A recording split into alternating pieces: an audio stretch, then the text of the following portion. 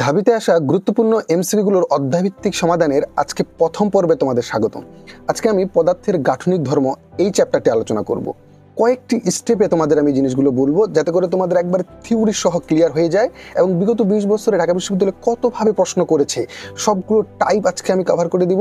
তোমরা যদি শেষ পর্যন্ত ভিডিওটা দেখো, আজকে এই মুহূর্তে পদার্থের গাঠনিক ধর্ম যেখান থেকে কোশ্চেন করে ঢাকা বিশ্ববিদ্যালয়, এই টপিকগুলো তো ক্লিয়ার হবে, থিওরিগুলোও কিন্তু ক্লিয়ার হয়ে যাবে।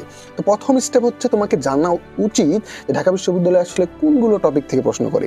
কারণ এখন তোমাদের হাতে যতটুকু সময় আছে অপ্রয়োজনীয় জিনিস করে কিন্তু একেবারে সময় নষ্ট করার কোনো টাইম নেই। ওকে, তো তোমাদের ফার্স্ট অফ অল তোমাদেরকে অ্যানালাইসিস করতে হবে যে আসলে কোনগুলো টপিক তোমাদের পড়া উচিত। তাহলে দেখো আমার যে অ্যানালাইসিস করার শিটগুলো রয়েছে এটা তোমার একটা রোড ম্যাপ দিবে। ওকে, যে তুমি কোনগুলো টপিক আসলে পিক করবে শেষ সময়ে। এখন অনেকেই দেখি যে এমন এই চ্যাপ্টারে এমন কঠিন ম্যাথ করে বা এমন জিনিসগুলো পড়ে যেগুলো ঢাকা বিশ্ববিদ্যালয়ের বিগত 1-2 বছর না 20 বছরেও কখনো আসেনি। এখন তুমি যদি ওই প্রশ্নগুলো নিয়ে মাতামাতি করো তাহলে ভাই দরকার নেই তোমাকে ঢাকা বিশ্ববিদ্যালয়ে চান্স পাওয়ার। আর ওকে, তাহলে দেখো বিগত বছরে ঢাকা বিশ্ববিদ্যালয় 2001 থেকে শুরু করে 2000 এই যে এখন পর্যন্ত যতগুলো প্রশ্ন করেছে 1 নাম্বার টপিকে রেখেছে তারা ইয়াংকের গুণাঙ্ক। এটাকে ভালোভাবে সাফল করে তারা কোশ্চেনগুলো করে, কখনো পার্সেন্টেজ দিয়ে করে, কখনো আবার ইয়াংকের গুণাঙ্ক যে চেঞ্জ হয় না সেন্স কাটিয়ে করে, কখনো আবার একটা পার্টিকুলার সমানুপাতিক ব্যস্তানুপাতিক দিয়ে করে, দুইটা তারের মধ্যে কম্প্যারিজন করে, মানে যত স্টাইলে করা যায় আজকে আমি প্রশ্নগুলো সমাধান করে দিব। ওকে, তারপরে কিছু কৌশিক নল থেকে খুবই কম প্রশ্ন এসেছে, তারপরে পৃষ্ঠটান থেকে 2-1টি প্রশ্ন এসেছে। তার মানে তুমি দেখো এটা মাত্র তুমি 1 মিনিট ওভারভিউ করেই এই আমার অ্যানালাইসিস শিটগুলো 1 মিনিট ওভারভিউ করে তুমি একটা আইডিয়া গেস করে নিলে যে হ্যাঁ আমাকে এই টপিকটা বেশি ফোকাস দিতে হবে, তারপরে এটা। তার মানে কি এই কোশ্চেনটাকে তোমার তুলে দিবে? হ্যাঁ তুলে দেয় মাঝে মাঝে, কিন্তু এই টপিকটা থেকে দিবে, এই টপিকটার বেসিকটা ক্লিয়ার করতে হবে তোমাকে। যেখান থেকে যত স্টাইলে কোশ্চেন আসুক আমরা পারবো। ওকে, এটা গেল স্টেপ 1। তাহলে যারা চান্স পায় তারা কিন্তু এইভাবে স্টেপ ওয়াইজ পড়াশোনাটা করে। ওকে, স্টেপ 2তে দেখো যে ঢাবিতে আসে গুরুত্বপূর্ণ এমসিকিউ গুলো পদার্থের গাঠনিক ধর্ম। এখানে কয়টি স্টেপ রেখেছি। একটা হচ্ছে সেন্স বলতে আমি কি বুঝিয়েছি যে বেসিক কিছু কোশ্চেন প্রতিবারে ঢাকা বিশ্ববিদ্যালয়ে আসে। তোমরা কিন্তু এভাবে একটা প্রস্তুতি নিয়ে যাও, হয়তো মান দেওয়া থাকবে সুন্দর করে আমি সূত্র ফালায় ক্যালকুলেশন করে অঙ্ক করব, কিন্তু না তোমার এই প্রেশারটা তুমি ঢাকা বিশ্ববিদ্যালয়ে নিতে পারতেছো কিনা। কিছু সেন্স রিলেটেড কোশ্চেন আসে যে তুমি আসলে ইনস্ট্যান্ট ওটাকে নিতে পারতেছো কিনা, কোনো ক্যালকুলেশন থাকে না, জাস্ট সেন্স খাটিয়ে এই প্রশ্নগুলো করা লাগে, কিন্তু প্রশ্নটা অনেক বড় হয়, মনে হয় যে না এই কোশ্চেনটা মনে হয় যে আনসারটা এটা হবে। পরেরটা হচ্ছে ক্যালকুলেশন, একটু ছোটোখাটো ক্যালকুলেশন থাকে, পরে একটা হার্ড ক্যালকুলেশন থাকে, অনেকে এটা করতে পারে না বা মিস করে ফেলে। 3 ক্যাটাগরিতে আমি অধ্যায়টি সমাধান করে দিব। ওকে, তো গভীর অ্যানালাইসিসের মাধ্যমে ছাড়া আসলে এই 3 ক্যাটাগরি প্রশ্ন বের করা সম্ভব নয়। তোমরা এখন প্রশ্নগুলো দেখলেই বুঝতে পারবে কিভাবে আমি 3 ক্যাটাগরিতে প্রশ্নগুলো সাজিয়েছি। ওকে, তো চলো শুরু করা যাক। তো প্রথম টাইপটা আসে যেটা হচ্ছে সেন্স দিয়ে তোমাকে প্রশ্নগুলো আনসার করতে হবে। এটাকে আমি রেখেছিলাম এরকম একটা টাইপে যে ঢাকা বিশ্ববিদ্যালয় ফিজিক্সের যে প্রশ্নের ফাঁদ পেতে রাখে। এই জিনিসটা আমি ফাঁদ কেন বললাম, যে দেখো প্রশ্নগুলো অনেক বড় করবে কিন্তু আনসার নো চেঞ্জ বা সেটাই আনসার হবে। যেমন এখানে প্রথম প্রশ্নটা দেখো, একটি ইস্পাতের তারের উপাদানের ইয়াংকের গুণাঙ্ক ওয়াই, যদি তারের ব্যাস দ্বিগুণ করা হয় তাহলে পরিবর্তিত ইয়াংকের গুণাঙ্ক কত হবে। তোমরা জানো যে পার্টিকুলার একটা তারকে যত বাড়ানো হোক কমানো হোক, ব্যাসার্ধ কমানো হোক বাড়ানো হোক, তার ইয়াংকের গুণাঙ্ক কিন্তু সেম থাকে। 23-24 সেশনে এসেছে কিন্তু। ওকে, এই কোশ্চেনটা আমি কিন্তু এখানে প্রথম দিয়েছি। দেখো একটি ইস্পাতের তারের ইয়াংকের গুণাঙ্ক ওয়াই তারের ব্যাস দ্বিগুণ করা হয় তাহলে পরিবর্তিত ইয়াংকের গুণাঙ্ক কত, 23-24। আমি কিভাবে বলেছিলাম, আমি কেন বলেছিলাম যে এই যে টাইপ 1 থেকে প্রশ্নগুলো আসে তোমাদের ইমিডিয়েট সিনিয়র ভাই বোনেরা যারা পরীক্ষা দিয়েছে টাইপ 1 থেকে এসেছে, আর কি চাচ্ছ তোমরা। ওকে, তারপরে তোমরা যদি দেখো এই যে এইরকম আরো প্রশ্ন আছে, এখন কারা ঢাকা বিশ্ববিদ্যালয়ে চান্স পায়? এরা চান্স পাবে যারা এইভাবে অ্যানালাইসিস করে করবে। কেন দেখো 23-24 সেশন এরকম একটা প্রশ্ন এসেছে না, এখন তারা ভাববে যে এই ধরনের প্রশ্নগুলো আর কোন অধ্যায়ে আছে সেগুলো পড়ে রাখবে। যেমন এখানে দেখো আপেক্ষিক রোধে এরকম একটা প্রশ্ন হইতে পারে যে আপেক্ষিক রোধের কোনো চেঞ্জ হয় না পার্টিকুলার একটা তারের, তারপর বিস্তারের সাথে সরল দোলকের পর্যায়কালের কোনো চেঞ্জ হয় না। তারপরে দেখো অভ্যন্তরীণ শক্তি শুধুমাত্র তাপমাত্রার উপর নির্ভর করে, তাপমাত্রার কোনো চেঞ্জ না হলে অভ্যন্তরীণ শক্তির কোনো পরিবর্তন হয় না। কত বড় একটা প্রশ্ন করেছে কিন্তু নো চেঞ্জ, আনসার হচ্ছে নো চেঞ্জ। এটাও 23-24 সেশনে এসেছে। সো এইভাবে এই জাতীয় প্রশ্নগুলোকে বলা হচ্ছে সেন্স। প্রত্যেকটা টপিক থেকে এরকম সেন্স দিয়ে প্রশ্নগুলো আনসার করতে হবে, এরকম অনেক ধরনের প্রশ্ন আছে। এই অধ্যায় থেকেও কয়েকটা প্রশ্ন এসেছে। তাহলে প্রথম পার্টটা আমি রেখেছি এটা। ওকে, তো দেখো পরের প্রশ্নটা কিভাবে সেন্স দিয়ে করতে হবে। দেখো অ্যালুমিনিয়ামের পাত থেকে চিত্রে প্রদর্শিত একটি বলয়াকার অ্যালুমিনিয়ামের রিং তৈরি করা হয়েছে, এটি গরম করলে কি ঘটে। এটা 18-19 সেশনে এসেছে। তো এখানে দেখো যে এই ছোট্ট একটা রিং তৈরি করা হয়েছে টোটাল অ্যালুমিনিয়ামের পার্টটা, বলছে অ্যালুমিনিয়ামের বাইরের দিকে বর্ধিত আর ভিতরের দিকে একই থাকে। তাপ দিলে কখনো এটা সম্ভব না যে বাইরের দিকে বাড়বে কিন্তু ভিতরের দিকে বাড়বে না, এটা সম্ভব না। ওকে, তারপরে দেখো যে ছিদ্রের ব্যাস কমে যাবে, এই ছিদ্রে কিন্তু ব্যাস কমবে না। অনেকে হয়তো মনে করবে যে ব্যাসটা হয়তো কমে যাবে, তাই না, এটা হচ্ছে এই ব্যাসটাও বাড়বে, তাপমাত্রা দিলে এক্সটেন্ড করবে। বি নম্বর অপশন দাও, ছিদ্রের ক্ষেত্রফল অ্যালুমিনিয়ামের যে কোনো অংশের ক্ষেত্রফলের সমান অনুপাতে বৃদ্ধি পাবে। হ্যাঁ, এটা রাইট, যে ক্ষেত্রফলটা যে কোনো অনুপাতে সমানভাবে বাইরেও এবং ভিতরেও এক্সটেন্ড করবে। ওকে, সো এটা ছিল 2 নম্বর প্রশ্ন। এবার আসো পরের যে প্রশ্নটা, এটাও হচ্ছে সেন্স কাটি তোমাকে করতে হবে। ওকে, দেখো বৃষ্টির একটি বড় ফোঁটা ভেঙে অনেকগুলো ছোট ফোঁটায় পরিণত করা হলে বড় ফোঁটাটির তুলনায় ছোট ফোঁটাগুলো সমষ্টিগত ক্ষেত্রফল কত? তাহলে দেখো, এটা মনে করো যে একটা তোমার গোলক আকৃতির বৃষ্টির ফোঁটা, এটাকে আমি ভেঙে ভেঙে অনেকগুলো ছোট ফোঁটায় পরিণত করলাম। এখন অনেকেই মনে করতে পারে যে ভাই জিনিস তো একই, জাস্ট বড়টাকে ছোট করলাম, তাহলে এটার ক্ষেত্রফল বাড়বে বা কমবে কেন? একই থাকার কথা।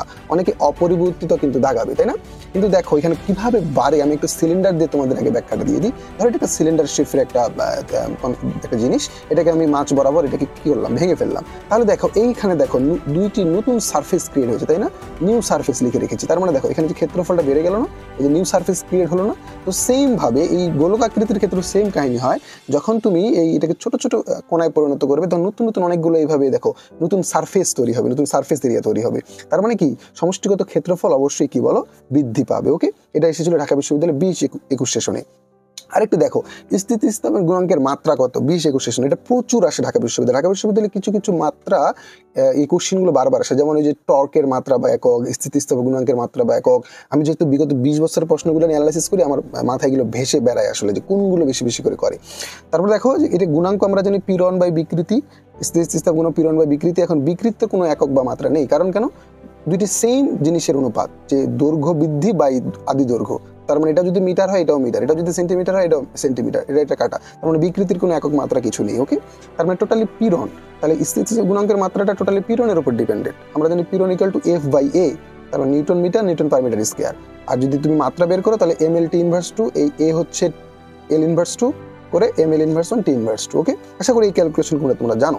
এখন এখান থেকে আরেকটি কোশ্চেন খুবই করে, যে এটাই যেহেতু গুণাঙ্কের একক, সেটা যেই গুণাঙ্কের হোক না কেন, যদি আয়তন গুণাঙ্ক হয় তাহলে আয়তন গুণাঙ্কের একক হচ্ছে এটা। এখন তোমরা এটার একটা বিপরীত রাশি অনেক সময় আসে, যে আয়তন গুণাঙ্কের বিপরীত রাশিকে কি বলা হয়, সংনমতা, তাই না? তোমরা এটা জানো, এটাকে রিভার্স করে দিলেই শুধু এটা কিন্তু পেয়ে যাবে। এইভাবে লিঙ্ক করে পড়তে হবে। ওকে, সবসময় এটা ভাবিও না যে এই প্রশ্নটা আছে মানে এটাই তুলে দিবে, একটু সিলি চেঞ্জ করে দিতে পারে বা ওই টপিকটাই থেকে দিবে, তোমাকে এটা ধরতে পারতে হবে। তাহলে এটা গেল 4 নম্বর কোশ্চেন। ওকে, তো এই কোশ্চেনটা আমি নিয়েছি, এটা আমি পরীক্ষা দিয়েছিলাম যে সেশনে, ওই সেশনে এসেছিল 19-20 সেশনে। অনেক ইন্টারেস্টিং একটা কোশ্চেন। এই কোশ্চেনগুলি ঢাকা বিশ্ববিদ্যালয়ে বেশি চুজ করে, যে সমানুপাতিক ব্যস্তানুপাতিক স্টাইলে প্রশ্নগুলো দেয়। কারণ আছে, এটা দেওয়ার কারণ আছে। এইভাবে দেওয়ার কারণটা হচ্ছে, 1 নম্বর, ঢাকা বিশ্ববিদ্যালয়ে কোনো ক্যালকুলেটর ইউজ করতে তোমাকে দিবে না, যার কারণে এমন কোনো কোশ্চেন সেট আপ করবে না যেখানে তোমার ক্যালকুলেটর ইউজ হবে। তো এই জাতীয় প্রশ্নগুলো, যেটাকে এত গুণ বাড়াইলে এটাকে এত গুণ করলে সেটা কত গুণ হবে, তাহলে এই জাতীয় ক্যালকুলেশনগুলো এইভাবে সুন্দরভাবে করা যায়, যার কারণে কিন্তু এই কোশ্চেনগুলো তারা চুজ করে। ওকে, তো 10 সেন্টিমিটার লম্বা, এত সেন্টিমিটার ব্যাসার্ধের একটি তামা ও একটি লোহার তারকে জোড়া লাগিয়ে 20 সেন্টিমিটার করা হলো। তো জোড়া লাগানো তারটিকে বল প্রয়োগ করা হয়েছে, তার মানে তারটি যখন জোড়া লাগানো হয়েছে, এই নতুন তারটি, ওকে, নতুন তারটিকে এখানে একটা বল প্রয়োগ করা হয়েছে। তো বল প্রয়োগ করার কারণে দেখো, কারণ ইয়াঙ্কের গুণাঙ্ক তামার ইয়াঙ্কের গুণাঙ্ক দ্বিগুণ, এখানে ইয়াঙ্কের গুণাঙ্কের সাথে কম্পারিজন করা হয়েছে, যে ইয়াঙ্কের গুণাঙ্ক তামার ইয়াঙ্কের গুণাঙ্কের দ্বিগুণ, লোহার ইয়াঙ্কের গুণাঙ্ক তামার ইয়াঙ্কের গুণাঙ্কের দ্বিগুণ হলে লোহার দৈর্ঘ্য বৃদ্ধি ও তামার দৈর্ঘ্য বৃদ্ধির অনুপাত কত? তাহলে আমাদের আগে সূত্রটাতে যেতে হবে, যেহেতু এখানে ইয়াঙ্কের গুণাঙ্কের সাথে সম্পর্ক করা হয়েছে, তাহলে আমাকে ইয়াঙ্কের গুণাঙ্ক সূত্রটাকে লিখতে হবে, যে y equal to F L by A L. এখন এই সূত্রটাও এখানে অনেকে ভুলে যায়, এটা একটা শর্টকাট আছে, এখানে আমি এখানে মনে রাখতে হবে যে ফালু বাই আলু। ওকে, এই ফালু বাই আলু এটাকে মনে রাখি, তুমি কিন্তু ইয়াঙ্কের গুণাঙ্ক সূত্রটা মুখস্থ রাখতে পারো। অনেকে ভুলে যায় যে এলটা কি উপরে হবে নাকি ছোট হাতের এলটা উপরে হবে। তাহলে শর্টকাটটা কি, ফালু বাই আলু, ফালুতে এফ এল আর আলুতে এ এল, ছোট হাতের এল। তাহলে দেখো এখানে আবার আরেকজন আরেকভাবে ডিস্টার্ব করে, অনেক স্টুডেন্টকে দেখছি এই জিনিসটা করার, যে লোহার ইয়াঙ্কের গুণাঙ্ক তামার ইয়াঙ্কের গুণাঙ্কের দ্বিগুণ। এই জায়গাটা অনেকে লিখতে পারে না, এই জায়গাটা কিভাবে এক্সপ্রেশন করতে হবে।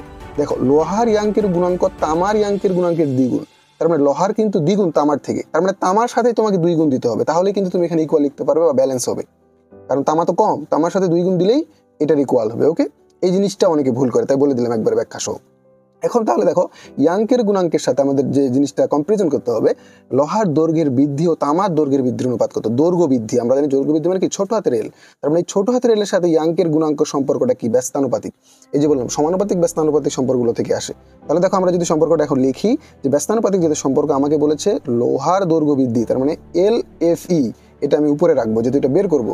তামার দৈর্ঘ্য বৃদ্ধি, তার মানে এল সি ইউ, ছোট হাতের। তাহলে এর সাথে যেহেতু ব্যস্তানুপাতিক সম্পর্ক, তাহলে এফির সাথে এখানে কি হবে, কপার, আর কপারের সাথে হবে আয়রন।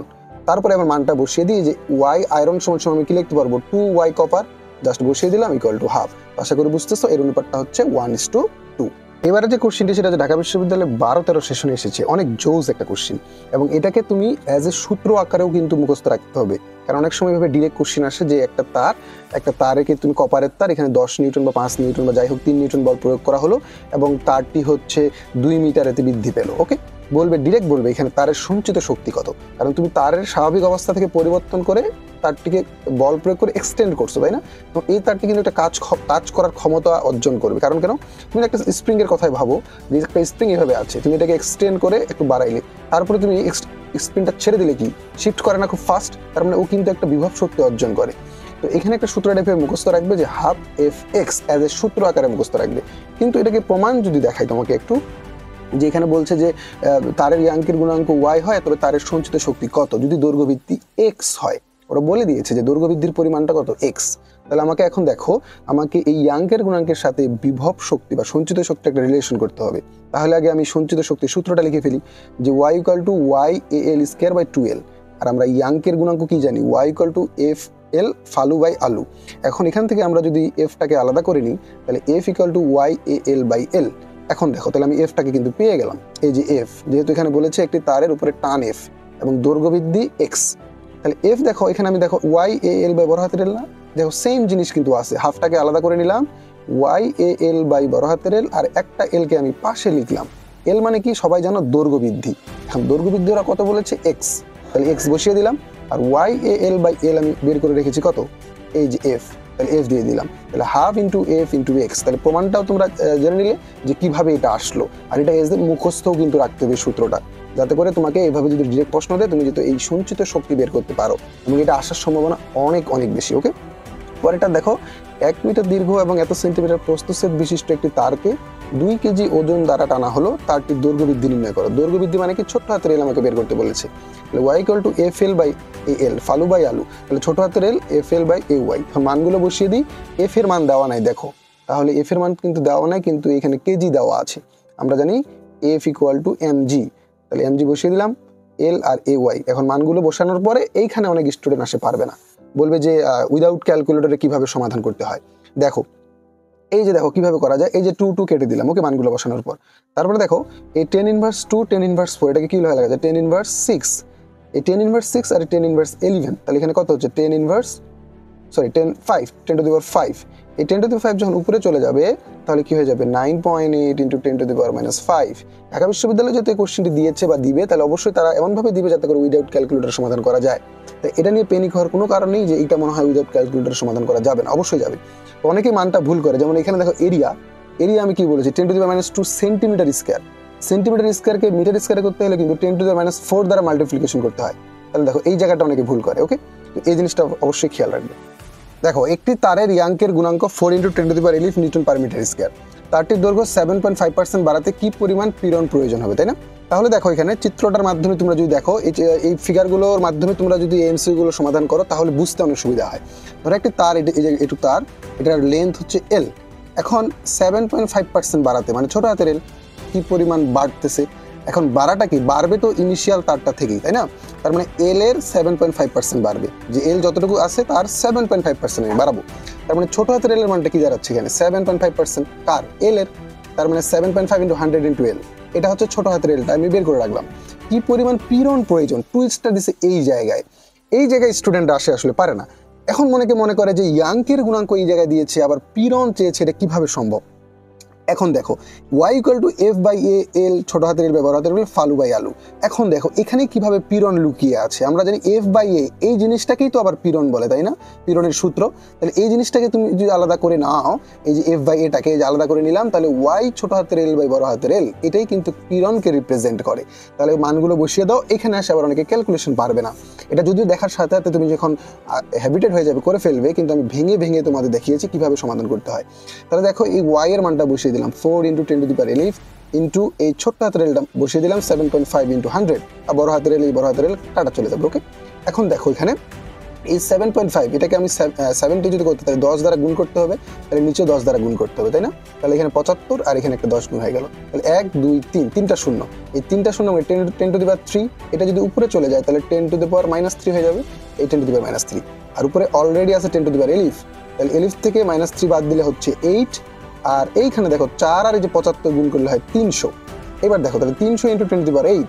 এখন এটাকে যদি আরো 2 ঘরে গিয়ে আনো, 1 ঘর 2 ঘর, এখানে যদি পয়েন্টটাকে নিয়ে আসো, আরো 2টি শূন্য এখানে বেড়ে যাবে, তাহলে 3 ইন্টু 10⁻10, এটাই হচ্ছে আনসার। তাহলে দেখো এটা যেমন হ্যাবিটেড হয়ে যাবে, খুব সুন্দরভাবে করতে পারবে। তাহলে দেখো এভাবে যদি তোমরা যদি প্রত্যেকটা অধ্যায় চাও অবশ্যই কমেন্ট করবে, তাহলে এইভাবে উইদাউট ক্যালকুলেটরে কিভাবে সমাধান করতে হয় এবং এইভাবে প্রত্যেকটা ক্যাটাগরি থেকে একটা একটা করে বা 2টা করে এমসিকিউ আমি সমাধান করবো ইনশাআল্লাহ। তো তোমরা যদি চাও অবশ্যই কমেন্ট করো যে ভাই ঠিক আছে আমরা এই ধরনের চ্যাপ্টার ওয়াইজ আমরা এই সমাধানগুলো চাই, তাহলে কিন্তু পরবর্তীতে আমি আস্তে আস্তে প্রতিটি চ্যাপ্টার দেওয়ার চেষ্টা করবো ইনশাআল্লাহ।